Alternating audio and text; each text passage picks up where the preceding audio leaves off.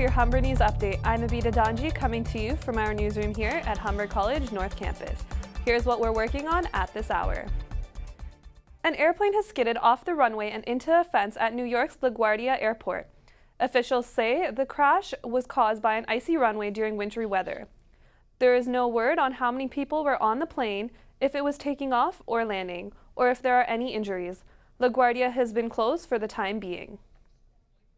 News from Korea now.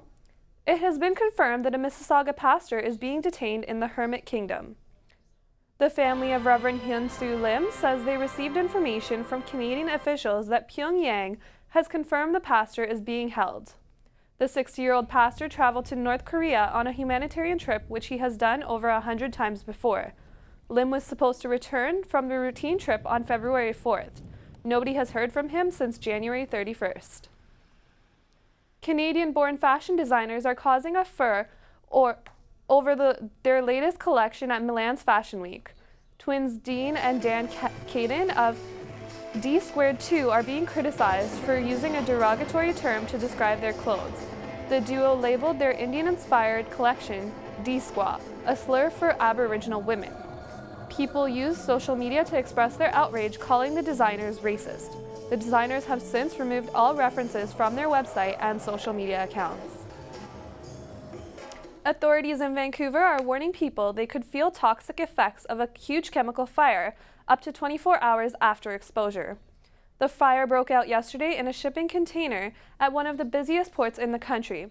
It was said to contain an industrial disinfectant and bleaching agent. Health officials say anyone with lung problems who experience wheezing or breathing troubles should get medical attention. In the world of sports, the Raptors take on King James, and two of the top teams in the NHL clash on the ice. Turning to weather, could this be our last frigid day of the winter? Today will reach a high of -8 and a low of -15 with a mix of sun and cloud. We'll have details of all these stories and more coming up in our 2 o'clock newscast. But for now, we leave you with this. The last day of the Chinese New Year holiday is lighting up the dark winter skies.